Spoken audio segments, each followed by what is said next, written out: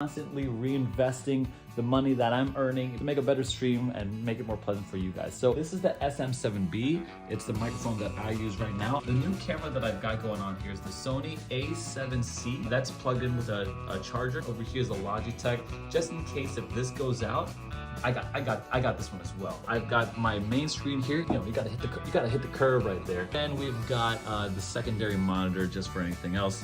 Like if I'm bouncing back and forth, and you gotta know what the deal is. We got the light here to make myself look pretty, and then the Rodecaster soundboard. We're operating off a Mac Mini with a hard drive, and then back in the back there, that's where all the hub magic happens. I've got 2 new Pebble speakers. I've got my iPad when I use my drawings and all that kind of stuff, and the earmuffs. What are these called? The in-ears. Anyway, thanks so much for watching. I really appreciate you guys, and we'll start this stream, well, right now. What's going on, guys? Welcome to the live stream. My name is Aaron. Welcome back to the Cowboys of Crypto channel, where we're talking CNFTs, ADA, Cardano on Tuesdays. If you don't know already, my name is Aaron, and I just want to welcome you to the live stream. We've got a couple guests here tonight. One is yet to make it. One is sitting behind stage, but I just want to say what's up to big ups to those of you guys in the chat. What's going on? Glad to have you guys. And let's get started here. I'm going to bring on our first guest here.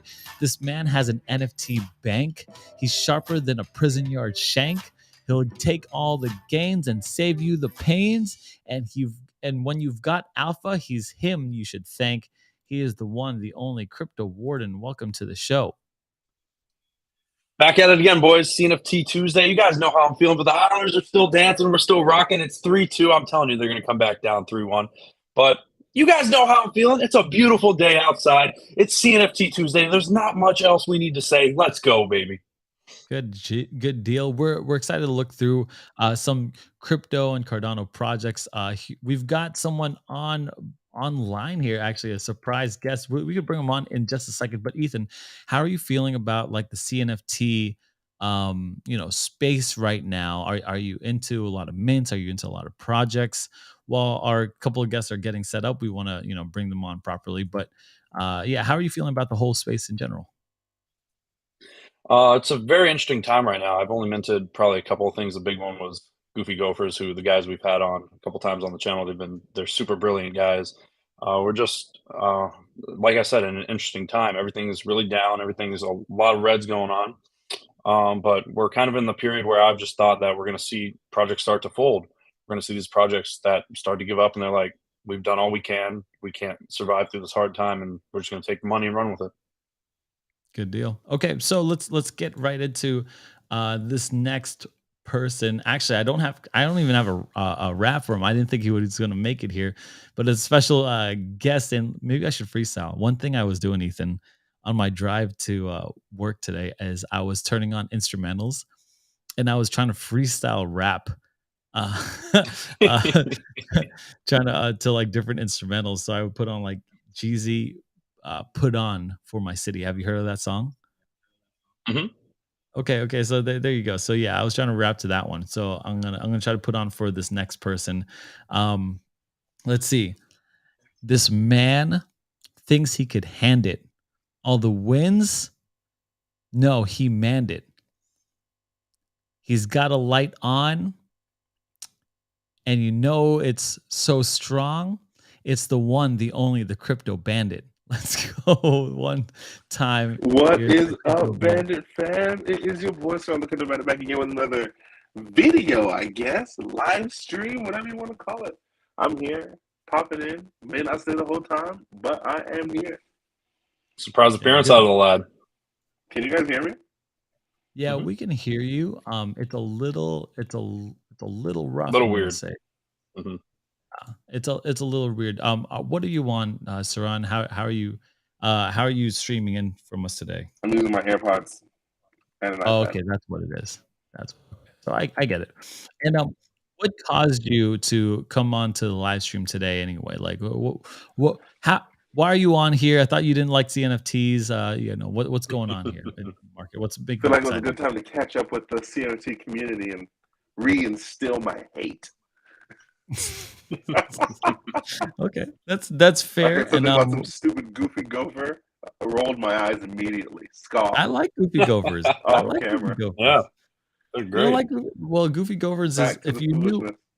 if you knew something about Goofy Gophers, you know that they are they use the money from the mint to go buy miners, and so they're supposed to pay out these dividends based on the type of gopher you have, Oh, I based thought on the Goofy mining. Gopher was the house guy. Give me money, I buy house. No, that was the platypus guy, platypus cyberpunk. Oh, all these animals. Platypus, gopher. I'm not sure if that CNFT is took off big. or It's not. so big.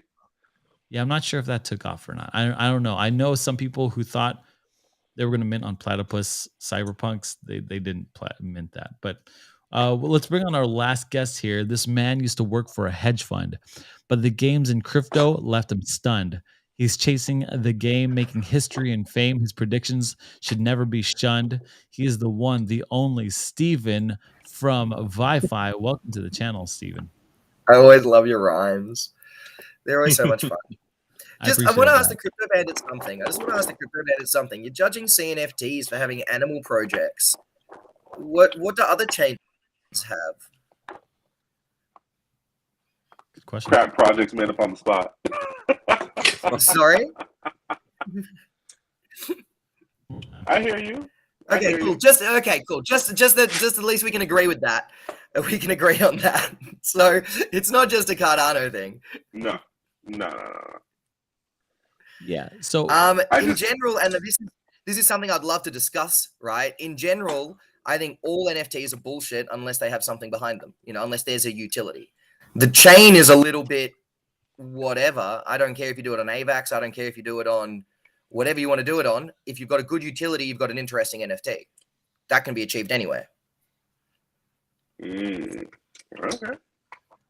Yeah. So Steven, why are you so excited about the Cardano space? I'm hearing a 0 out of 10 from the bandit. I'm hearing what are you, Ethan? Are you like a 5? If you were to give yourself a score on the Cardano chain, what would you give yourself?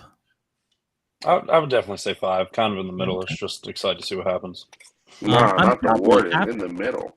After today, having Bitcoin on Cardano, I'd probably be like a 6 or 7 if I could have Bitcoin on Cardano. It's definitely piqued my interest. Steven, what about yourself? You're building on the chain. How are you feeling about the excitement level for yourself? Like, as the chain overall, probably 5 to 6. Myself personally, I'm probably more of a 7 to 8. That's just because I'm also I'm building on chain. I know the tools that we're bringing, so I know the advances that we're going to be bringing to the the world of DEXs for ourselves personally, right? Yeah. Cardano gives you a unique implementation to do interesting things that you can't do on other chains. Is that always a good thing? I don't know. Right? We're going to have to wait and see how the ecosystem develops. Yeah. Okay. And I do want to get to VyFi a little bit. You guys are making some history, especially in the DeFi world, which I am all about. But right now, I want to talk and look at CNFT Tuesdays, and these are the goofy gophers that you were talking about, Saran and Ethan. Particularly made it for a goal for myself. I wanted to be involved in more Bitcoin mining projects, and so this is one of those things where I guess they're mining. The floor when we bought at these projects where we minted, it was 350. Now the floor is 700. So we are seeing a complete 2x here, which is great for our bags. But of course, me and Ethan, I don't think we're going to sell anytime soon. And I was explaining to my wife, I was like, yeah, this is basically based off of one team's sole dedication to pay out the I have no recourse, right? They have no recourse. So it's one of those things, but I personally like Goofy Gophers. I'm not going to go into the depths of this project, but we're seeing here, it's number 1. We have Ape Society, Ori Mob, Clay Nation. I'm surprised that your wife listened to you talk about an NFT project. She has no choice. She has no choice, or she's stuck. I'm like, she was in a conversation with me and my brother-in-law, and we were talking about, how's the channel going? And I was like, you know what? He's like, how's the NFTs going? I was telling him about the stream tonight, and I was like, you know what? I'm not so bullish on CNFTs, but one project that has stood out to me is because I like mining is this Goofy Gophers thing.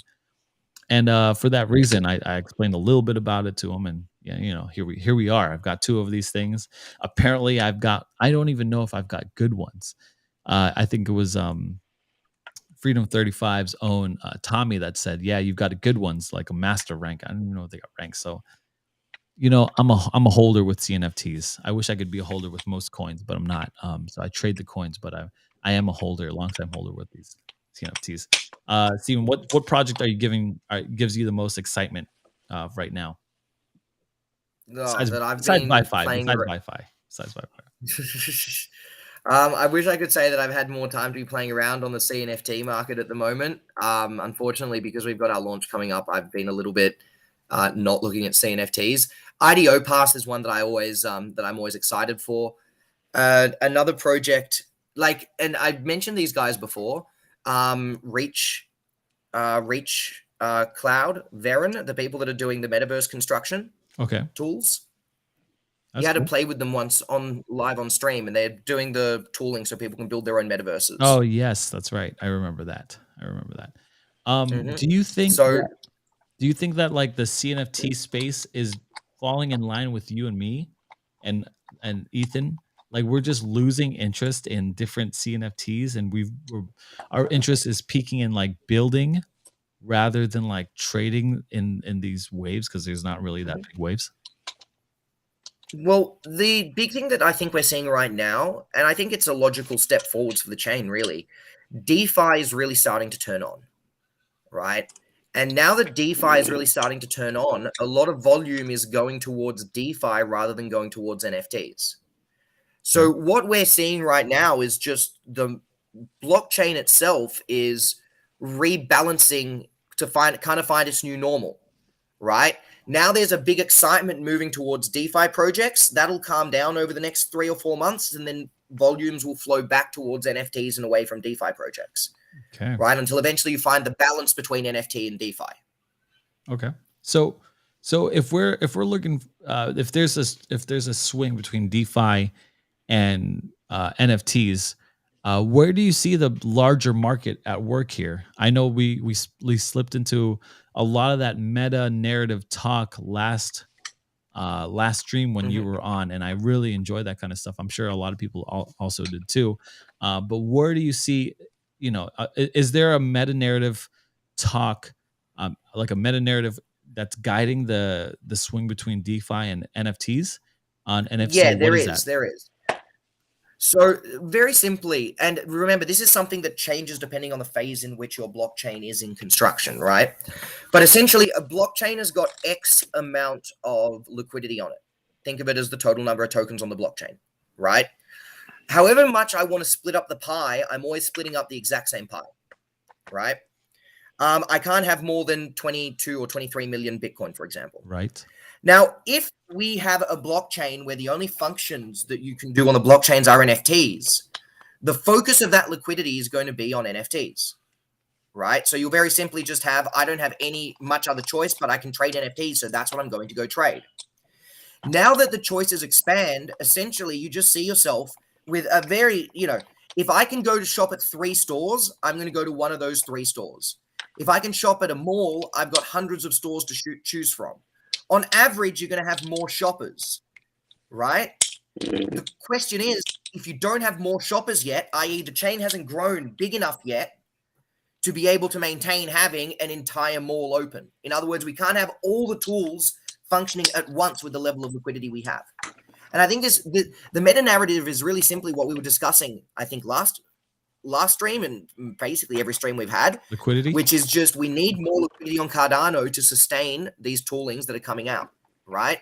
If we had 5x the liquidity that we had right now, then you'd see that we'd be able to sustain all this DeFi liquidity as well as sustain all of the NFT liquidity that we want.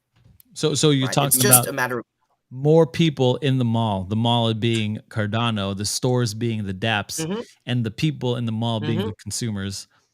So if you had more people in the mall, more people on the blockchain, you'd have more liquidity to be using with these dApps, namely yours, namely other people. And absolutely. And I think the way that we can think of it is in the past, right? The only stores were the NFT stores. So all the consumers, all the shoppers were only going to the NFT stores. Now that more and more stores open, right, we need to see a commensurate size in the user base that's going to the mall. We need to see a commensurate size in the customers at the mall, right? Now that base is growing. You know, in DeFi, we're seeing a lot more transactions and we're seeing a lot more people come in, right? In Cardano DeFi, naturally, or this is general going to DeFi? flow into NFTs. DeFi in Cardano, I should add. Okay. Yeah. Okay. Cardano DeFi. So if we go to Cardano DeFi as an example, and that's what I want to say. I really mean this to be good news, right? I made it sound like it wasn't necessarily good news, but if we're looking at the total amount of ADA staked in DeFi right now on Cardano, right? The peak that we had back in when was it? March last year was 420 million Cardano, 425 million, and right now we've got 466 million Cardano. Which means right now, in terms of Cardano, we've actually got more Cardano in DeFi than we've ever had before, right? Engagement in DeFi is at the peak. It's the highest it's ever been in Cardano, right? People are coming into the stores, but at the moment, they're distracted with the sales going on in Cardano DeFi, I guess is the best way to meta-narrativize it, right? Okay. So I checked out a research thing, like analytics on Masari, and they said number of active wallets on Cardano 50,000. Is that a lot? Is that a little? No, we want more. So like, if we compare it to the number of active wallets on, and I won't even take a large chain, right? We'll have a look at AVAX. If we look, which is Avalanche, I should add, just in case.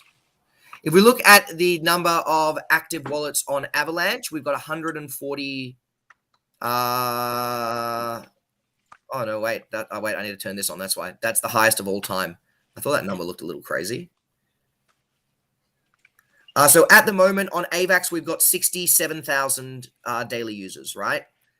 And AVAX in terms of total capacity is a smaller chain. Oh wait, you've got another one.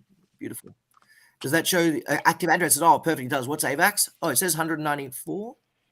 Let's look. Whatever. It's there. Let's see. I'm trying to look for AVAX. Let me highlight some stuff here. Cardano. Shoot. Point being is, we've got chains much smaller than ours that have got more daily active addresses. Cardano is 41,000.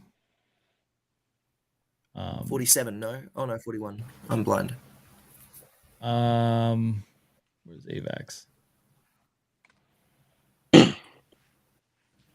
What have you got it listed by? I think this market cap. Yeah, I think it's market. Listed by active addresses. Tron.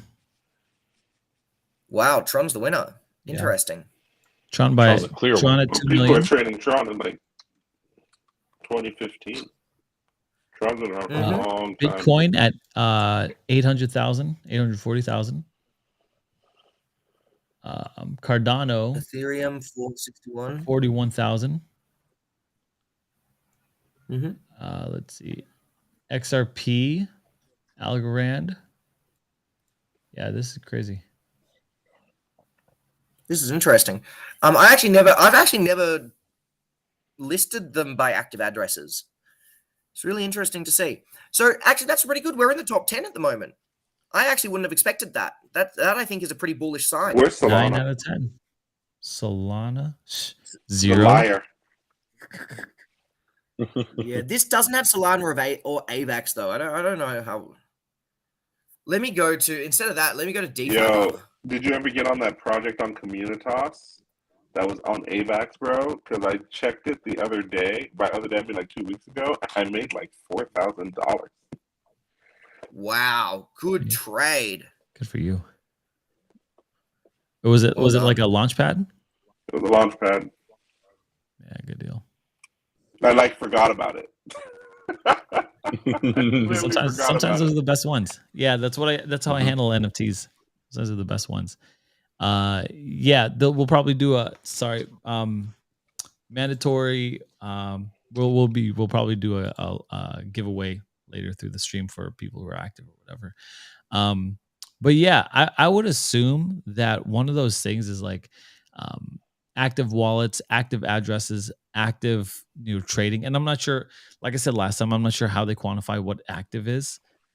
Is it like moved in the last year, which I would No, consider active? I believe active should be performed a transaction in the last 24 hours. 24 hours. God, 24 hours. Mm-hmm. Then I wouldn't even be on there. So like the 24 hour, it might be 1 week. The 24-hour active address for Cardano is 33,000. I just looked at that now. So it's obviously more than 24 hours, but I don't think it's much more than 24 hours if it's going from 33,000 to 47. Okay, that's fair. That's fair. One thing I do want to move into was that some Cardano news. Wrap Bitcoin token goes live onto Cardano testnet. Be able to wrap Bitcoin onto Cardano would be huge, I think, because Bitcoin's the mainstay. I want to know where you guys think Bitcoin's going. Is this a good move? I mean, obviously, I think it's a good move. I don't want to ask the basic question, but where do you think Bitcoin's going from here? We're at 28K. It just crested over 28K now. How are you guys thinking?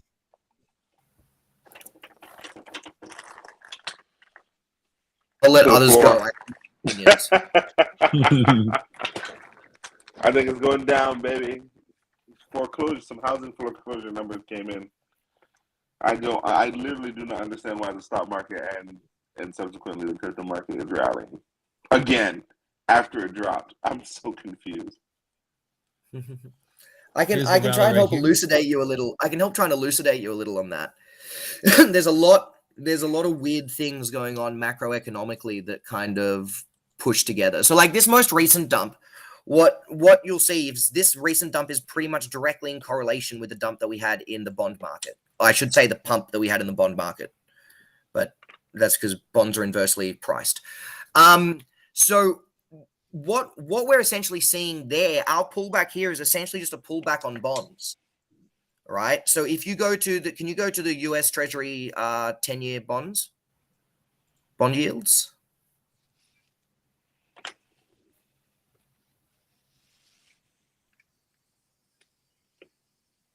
I'll give you a chart. Boom. So see that leg up that we had. See that leg down. I was wrong. It's down. Sorry. See that leg down that we've just had? That means that our interest rate expectation is going up, right? So that leg down that we've just had indicates an increase in interest rate expectations, i.e. there's more probability that interest rates are going to be going up, right? That interest rate expectation matched that drop that we just saw in Bitcoin, right? Now, what's really interesting is if you go to the 1 month,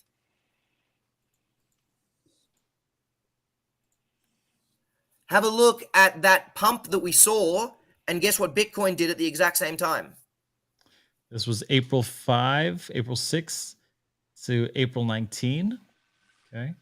We're going to go here to the 1 month. We're going to go April 5, April 6 to April 19. This is the same time frame right here. Mm-hmm. So see how the Bitcoin chart almost looks identical to the bond chart. In fact, see that bump there. Go back to the bond chart. You can see the exact same bump, right? Yeah. So what we've actually got right now is Bitcoin is being played as a hedge against US Treasuries, right? So from an institutional perspective, traders are using it to hedge inflation again. Well, to hedge interest again, right? Expectation for interest. Sorry. It's in line with interest. Can you explain that slowly for me? Because I'm a lizard brain. Okay. So if the price of bonds go down, the expected interest rates are going up. If the expected interest rates are going up, it's harder to access capital through debt, right? Mm-hmm. So essentially, debt lending becomes more difficult. If it's more difficult to get debt, it becomes more difficult to service loans. If it becomes more difficult to service loans, it becomes more difficult to put on risk assets, right? Now, When we see this bump going upwards, that's an expectation of interest rates going backwards, right? So this is basically saying to hold 10 years, right, I'm offering you 3.57% interest, right?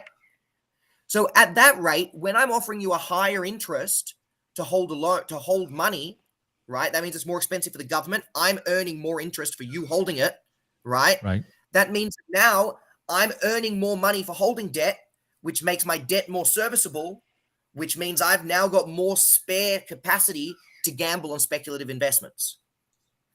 So what we're seeing here is actually a combination of two things. We're seeing Bitcoin moving in line with the bond market, very much in line with the bond market. Essentially, Bitcoin is acting as a bond, as a secondary bond bet right now. You know, if you have a bet on the bond market, if you think interest rates are going to go down, your best bets are going to start turning. Your best bet is to buy Bitcoin. If you think interest rates are going to stabilize, you probably still want to buy Bitcoin. If you think interest rates are going to continue going up, then you want to sell Bitcoin, right? All we're doing here is guessing on the interest rates, and that's all Bitcoin is doing. So I have a theory that the interest rates will increase by 25 BP in May, will pause in June, and will remain paused in the reverse in the later half of the year. Do you agree with that? And if that's my theory, that you're saying I should buy Bitcoin? If that's your theory, I'm saying you should buy Bitcoin, yes. I would say what I think every economist would pretty much say about guessing interest rates. It's like throwing darts at a dartboard blindfolded, right? Like every economist and their dog has an opinion on what the next interest rate raise or what the next few interest rates are going to be. And if you map them, you'll find that pretty much every economist is equally consistently wrong.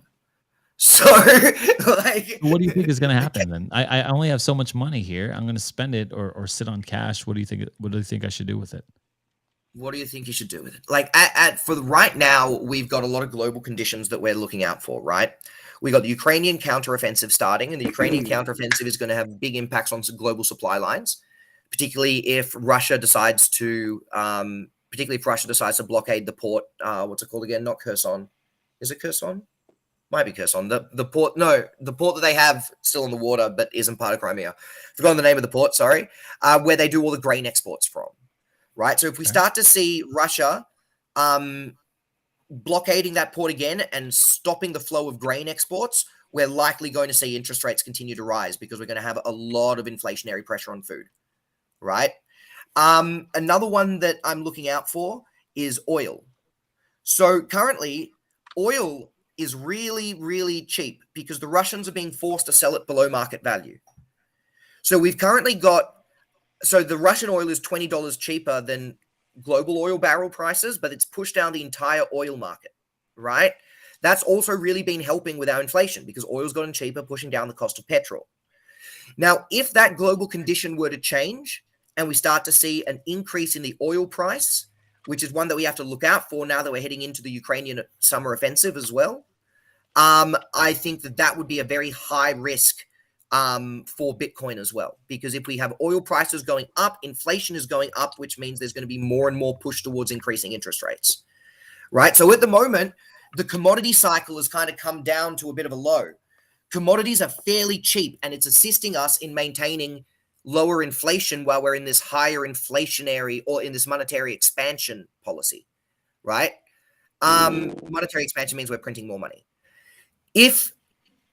Because we've got this commodity low cycle, as that commodity cycle begins to shift, I see a lot of risk to our fundamental interest rates, right? Because if we start to see those commodities start to push up, prices of goods are going to start pushing up, which means interest rates are going to start pushing up, which means Bitcoin's going to be pushed down.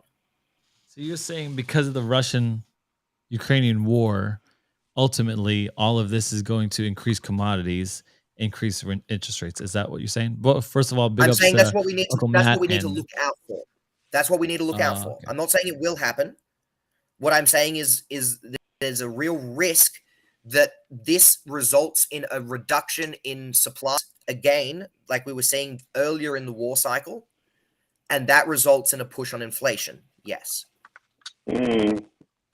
Russia and China and the Saudis are already in a conversation about oil, petrol, right now. Absolutely. OPEC's already talking about it. Oil's too low. They're not happy about it. So if we put all these things together, right, a lot of people, there's going to be supply issues, that's for sure. I don't know to what extent. And OPEC's already pushing to increase oil prices, right? As you just said, Crypto Bandit, which means that there's definitely things that make me go, I don't think interest rates have stopped going up, which is exactly why we've seen the bond market do its recent dump, right? Because that's people gambling that interest rates will go up. Bonds are inversely priced to interest. If interest goes up, bond prices go down. If interest goes down, bond prices go up. Isn't that what caused Silicon Valley to fail? Sorry? Isn't that what happened with Silicon Valley on their bonds? Man, I spoke about this last time, but really briefly, yeah, Silicon Valley were idiots, right? I was a bonds trader. I was a bonds trader at a hedge fund, right? And if I left my desk to take a piss without hedging my position, I would have had my head trader on my desk standing at my desk when I got back screaming at me, right? And he's like, what are you doing leaving your desk unhedged? You're an idiot. Piss your pants. I don't give a shit, right? There's no way you can leave your desk unhedged. And that's with a little shitty account of like $3-4 million, right? For a little hedge fund.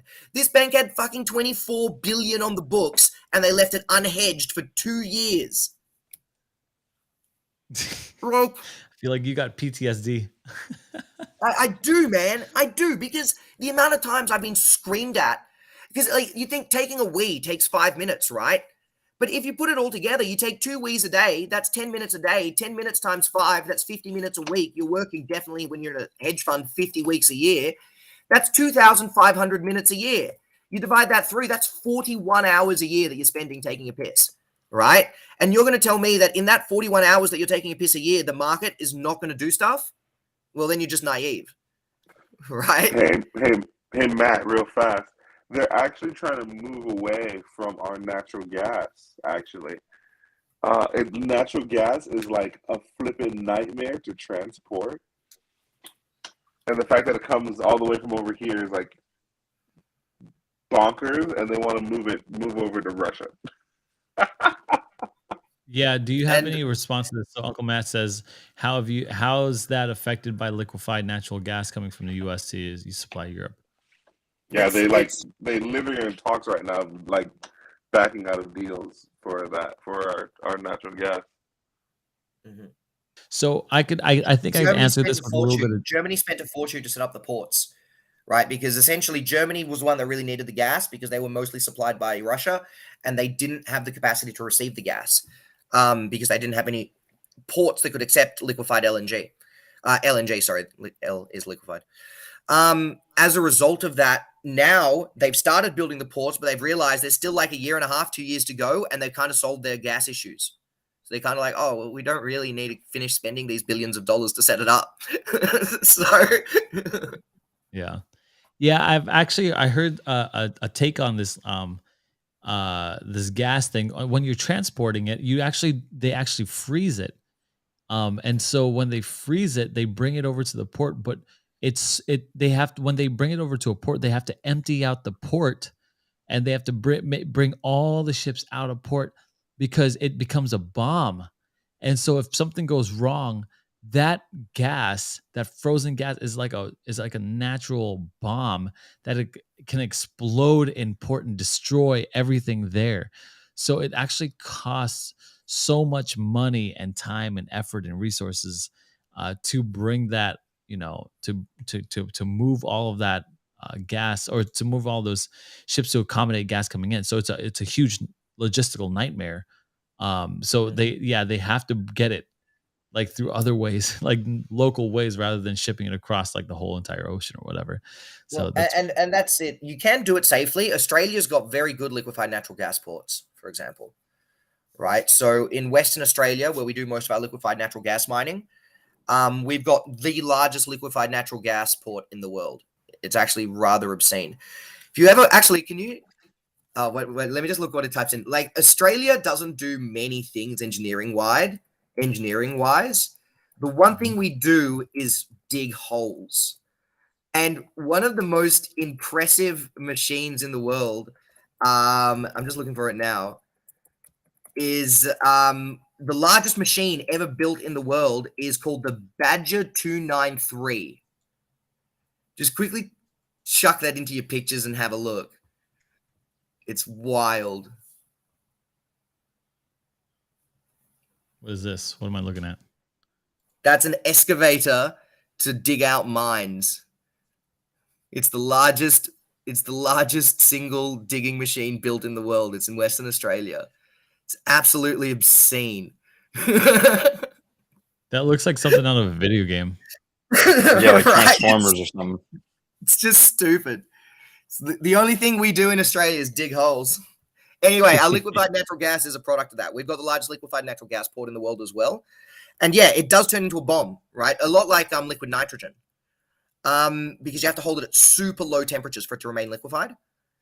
What is this? What is this, a Transformer? Is someone the freaking Dragon Zord on me? I think that's Photoshop. But definitely Europe doesn't have the capacity to receive liquefied natural gas by ocean. Right? Like it's just not something they've ever done because they've got the pipelines to Northern Africa as well. Right? So they receive a lot of liquefied natural gas from Morocco. Yeah, taking it from a boat will actually, it's like a huge risk to the port, huge risk to everyone there and the commerce there and all that kind of stuff. So it's one of those. It's one of those. And can I talk about Bitcoin's trading's position right now for a moment? Sure. Could you go back to the 7-day? Oh wait, sorry. Could you go to Trading View? And could you turn on the SMA, please? Indicators SMA. Where do I do that? Golly. Indicators. It's along the top. Yeah, SMA. No. Smooth moving average. They write it all out. Smooth moving average. Yeah. And now on the SMA, we want to open it up. Oh, do you know how to change the settings on it? No. What are you asking for me? Okay. I just wanted to change it to the 50-day. What we've essentially got right now is we're in a situation where the 50-day moving average, right? I'll set it up on my screen. It'll take me 2 seconds. I'll pull up the chart. The 50-day moving average, we were testing it yesterday, right?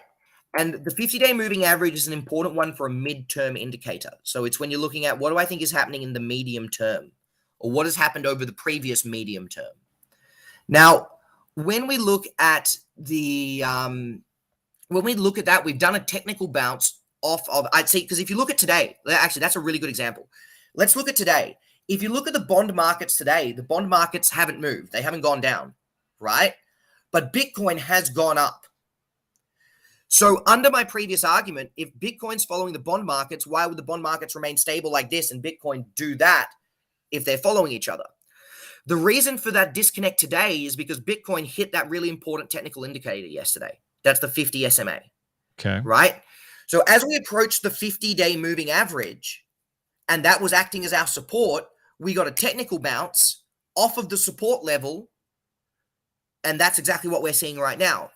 Now, to be able to tell the difference between an actual up move and a technical bounce, like are we actually moving up now or is this just a technical bounce off the 50-day moving average, is a really difficult question to answer. We don't really know until we see price action. You can look at volumes to give you an idea. So is more volume coming in? And if more volume is coming in, then we might be in for a move. But in general, what we're really interested in is, can we hold that 50 SMA, which is 27.2, I think, 27, let's say 27K, but it's a little bit above 27K. And if we don't hold that 50-day moving average, we're likely going to consolidate around the 25 to 25 half range. That's where I'd expect the consolidation to be, right? And that consolidation is going to be supported at that range because of the 100-day moving average. So if it breaks under the 50-day SMA, it's going to consolidate. You think that you'd expect it to consolidate around 25K? Yeah. That's my expectation. Now, the other thing that means is that we probably might be off for the bull market that we were all hoping for if that takes place. Right? Like that's a sign of, that is not a sign of a bull market. You know, breaking to the lower end, to breaking the support provided by your 50-day moving average is not a bull sign, right? That is a sign of my market in general is going down over X period of time. That's some technical. So this is a really nonsense right there. But this is a really pivotal point in the Bitcoin market, right? Because what we're seeing right now is a test on that medium term resistance, which is the resistance that has everyone thinking, oh, we might be in a bull because we've just been going up over the medium term. The last sort of 1 to 2 months, we've had this sort of upwards trend, right? This is our first real test of that upwards trend against the 50-day moving average.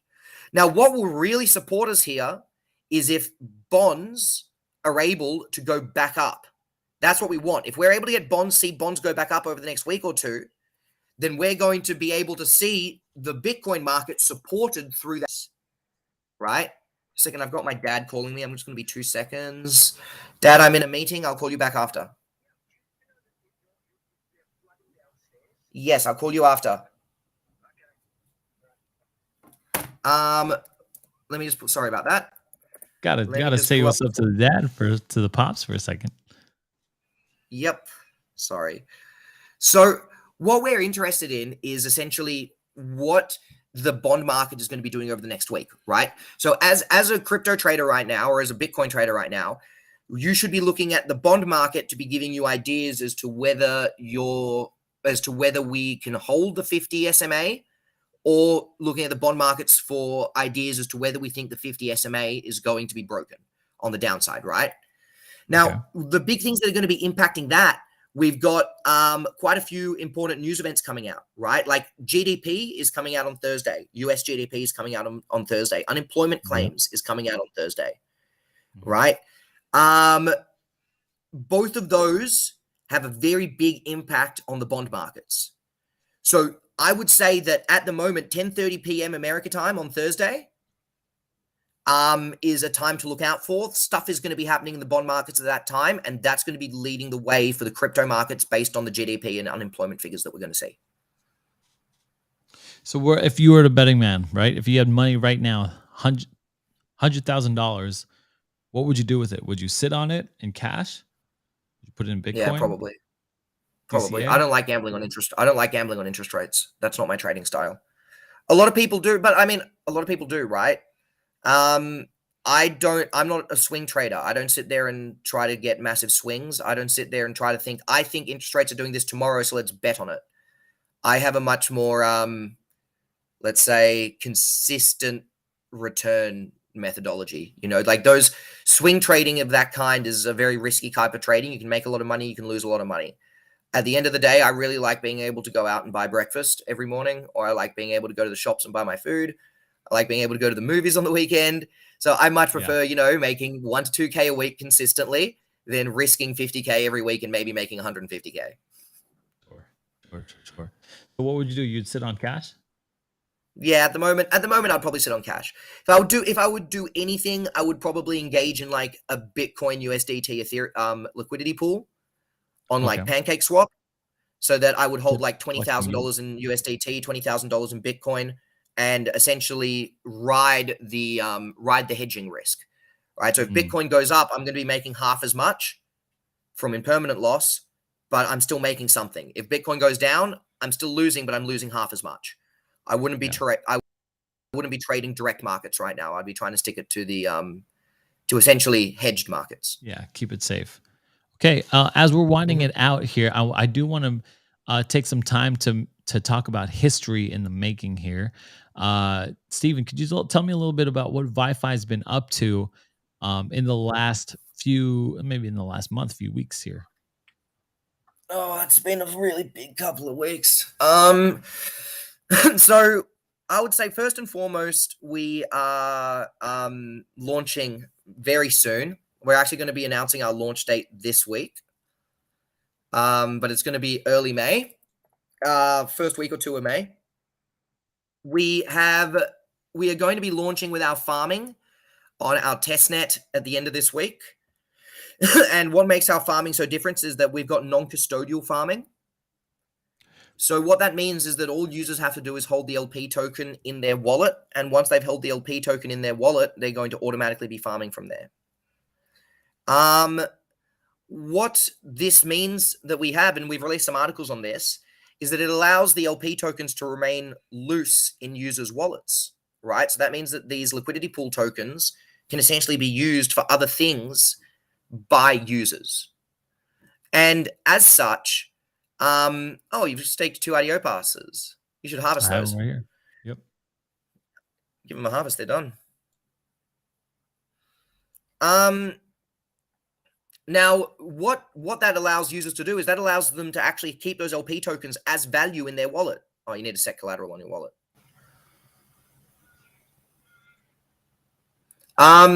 So that means that we can actually use these LP tokens for other tools. So the first one that we're introducing is layer 2 liquidity pools, which means users can essentially use those LP tokens to create liquidity pools using those LP tokens, right? Okay. And that's going to be a first in crypto. There's never been a system that incentivizes users to create liquidity pools out of LP tokens. Okay, that can normally be fixed. You're using Nami right now, aren't you? Yep. Yeah, Nami's a bit pooey. That means your wallet's got a lot of NFTs in it, and your UTXO is really large. Yeah, that means your wallet's really big. Yeah, and your UTXO is very large. So you need to either send everything in your wallet to yourself. That generally fixes it. That's just a little UTXO management. Or the other option is move some of the NFTs into like an NFT holdings wallet. You'll find as you get more and more NFTs into that Nami, more and more dApps will start to do that. Okay. My Nami doesn't work anywhere. No problem. We're going to open up a new Nami wallet and send a lot of these things over there. I recommend Eternal. Eternal. But I would generally suggest anyone using Cardano, because of the UTXO model, to have one wallet for staking stuff and one wallet for NFT stuff. Okay. Right? Because every time you spend a transaction on Cardano, right, it spends the entire UTXO. So let's say you've got 300 NFTs in that UTXO, right? Your datum that's going to the blockchain contains 300 lines of text because it contains everything that you have in that UTXO, right? Mm-hmm. And your fees is based on the kilobytes that you use up on the blockchain for that transaction. So if you've got more NFTs in the wallet that you're using, your fees will be higher. Yeah, got it. And once you pass about the 100 to 150 mark, you'll start to get what you get, which is touchy behavior on dApps, right? Sometimes it'll try to spend the UTXO and it'll be like, this is too big. I can create my own Nami wallet and just send it over there, right? Just Just create a second one within Nami, absolutely. No problem.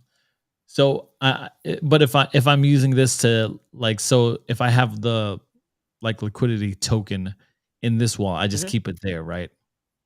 Keep it there. You'll be farming automatically. Or even better, supply it to a layer 2 liquidity pool, boost your farming, and let users buy it directly off of our exchange.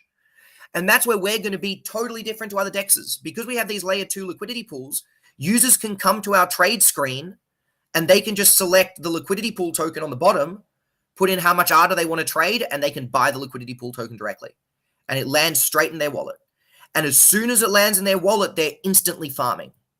So that means that our flow for a new user has gone from supply liquidity, get both tokens, supply liquidity, go to the farms, deposit it into farms, and then wait to farm, to our user flow is go to our trade screen, put in how much ADA you want to buy, press enter, and you're instantly farming. And we call that one click to farm. That's pretty easy. Super easy. Is this and the other future thing, of DeFi here? I think this is definitely a step up in DeFi. I think it'll be the future of DeFi in Cardano, because this gives us so many more tools. Let me give you another example. We're speaking with some people at the moment. Won't give away names just yet. Regarding using our LP as collateral for lending. Okay. Right? Now, if you think about it, if you use, let's say, VyFi, we'll use VyFi as an example. If you use just VyFi as collateral on a lending platform, you hold all the VyFi risk, right? Like you're exposed entirely to VyFi as the lendee. If VyFi goes down, you can get liquidated, right? On the other hand, if you were to supply the VyFi ADA LP as collateral, you're holding 50% of that value in Cardano and 50% of that value in VyFi. That means that your outright price risk for that collateral has reduced by half because you're holding 50% ADA, 50% Cardano, 50% VyFi instead of just 100% VyFi. Which means all of a sudden, if you want to provide collateral in VyFi, but you provide it using the VyFi ADA LP, you can get a reduced collateralization ratio because the risk profile is reduced. So we can actually provide lending options to users with reduced risk profiles by using our LPs as collateral rather than using CNTs themselves. So more people can borrow more because of your collateral that you're putting up. Mm-hmm.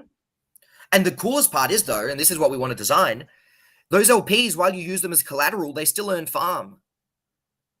So we want to make it so that the farm from the LP is used to automatically pay off the interest of the loan. And that's something that we're working on right now. Oh, that's really interesting. So essentially what you'd do is and then of course the user takes any leftover interest, any leftover farm that's earned, right? So let's say there's an LP that's earning 30% of a year. You've got 20,000 ADA worth of the ADA VyFi LP, let's say. You put down that as collateral and you take out a loan of 10,000 ADA against that. The loan that you take out in ADA has got an interest rate of 27%. And the current farm on the VyFi ADA LP is 30%. 27% of that farm, so most of that farm is going to go to paying off the interest of your 10,000 ADA loan. And the remaining 3% is going to go to you because it's your LP until they take it as collateral, until you get liquidated, right? It still belongs to you.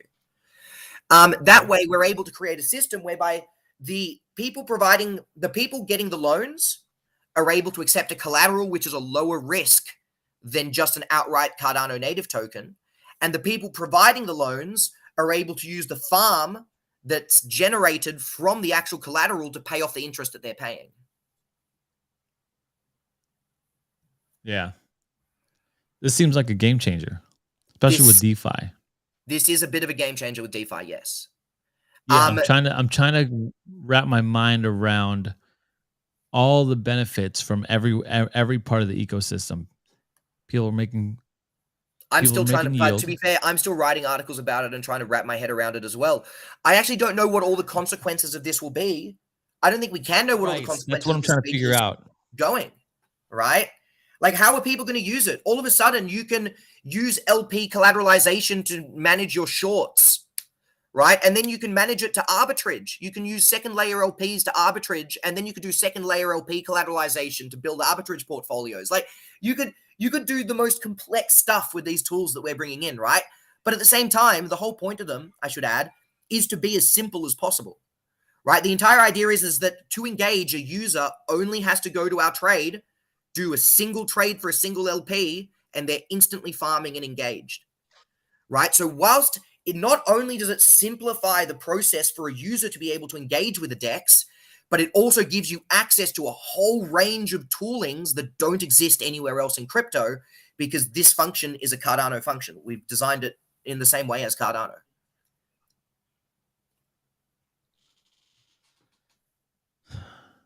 It's exciting. I'm going to need to test. I just want to see and test and like watch what the market does with something like this. It's hard to wrap my mind around it all. What I'm really hoping immediately. for. Sorry, you go. Immediately, I'm just gonna say. It opens up opportunities for farming for sure, but more importantly, it opens up opportunities for borrowing, which is I think more powerful. And the borrowing with the farming creates unique opportunities that I'm not sure if I understand totally right now. And I will be honest with you, I don't know if I understand them totally right now as well, Aaron. That's part of the fun of being a financial engineer, I Well, I'm guess. glad, because I feel like a bit of a lizard brain right now. I'm like, oh, what does this mean? Like, I'm trying to wrap my mind around who would use this and how would they use it, So right? what Like, we're really hoping for is that users are able to do this to create boosted farming streams. So let's say you have the art of VyFi LP, as we were talking about. You provide that as yeah, you're liquidity. farming on top of your farm. Exactly. You're then able to provide liquidity using that, and you're able to get a loan of ADA. If that loan is costing you 27%, but you're able to earn, let's say, 35% with that ADA, all of a sudden you're making 7% bonus, which means it becomes viable for you to boost your liquidity, right? So what we're actually doing, and this is what I really hope, and this is why, with the liquidity, with the loan providers, they're so interested in working with us. We're hoping to use this as a tool to boost overall liquidity across the blockchain. Because you could, for example, provide liquidity on our platform, use that LP to get 10,000 ADA, right? Let's say you had 20,000 ADA versus the LP like before. You use it to get 10,000 ADA, but now ADA VyFi is offering better farm on, let's say, MinSwap. So you can take that 10,000 ADA and you can put it onto the MinSwap platform. So now you started with 20,000 in liquidity, but now using that liquidity, you've got 30,000 in liquidity. Now, that being said, there is risks involved, right? Doing that means you're now exposed to more risk because you have 30,000 in token versus 20,000 in token. Yeah. Right? Yep. And if the market crashes, you're not making any more farm. You lose value in your coins. And I mean, if it crashes, bad news for everybody, for sure. Yeah, of course. But you don't necessarily need a crash or a pump. Like, I just hope at some point crypto stabilizes and we can just get, like, even if it's stabilized at 60 cents on Cardano, like, that's fine. Just stay steady for a little. Yeah, I don't think so. Because these systems work fine with stable prices. It doesn't need to be a pump or a dump. It can just be, like, fairly even. Yeah, that's funny. Geez, well, best of luck for the VyFi things. How do we get involved if we're interested in VyFi? Absolutely. Just jump on any of our socials, Telegram, Discord, Twitter. Ask us anything you want. We're releasing quite a few articles at the moment. I stopped writing an article to jump into this. And I'm going to go back to writing the article. And you can, of course, buy us on any swap, on any exchange. On Cardano, we're on MinSwap, Wing Riders, Sunday, Muesli. Excuse me. You can also buy us on Milkometer on Blue Shift. And last but certainly not least, please swing by and say good day. We definitely are not here to. We're definitely here to answer any questions you have. And we're launching very soon. We're launching, come early May. So our audit's almost done. Yay! It was so expensive. Yeah, I would imagine. Do you know how expensive? Give me a ballpark. 80,000 US. Oh my gosh. Well, hopefully there's a lot of money running through the system, and especially during the bull run, you'll be seeing a lot more activity. Yeah, well, that's the thing. You just need to do it so that the big bag holders feel confident in putting in big bags. Yeah, well, yeah, right? Like it's essential. Yeah, I think I think that for sure. For sure. Yeah, I don't think anyone here is denying that audits are important, right? So yeah, just expensive. Yeah, I hear you. Guys, we still have to do a quick giveaway. Let me see if I could do this really quick. I'm gonna bring it over to my screen here. All right, I'll give away a white NFT as well. A white NFT. So this one's gonna specialize in two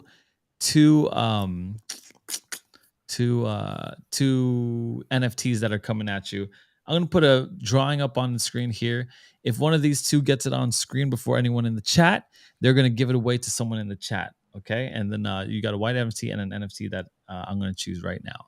So you're going to see which is this. This is Pictionary. Turtle. What animal are you drawing?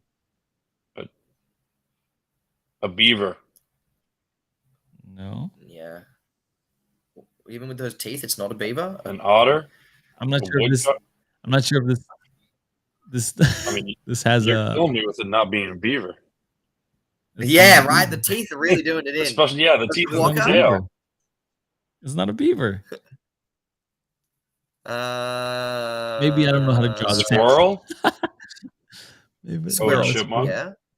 Raccoon. No,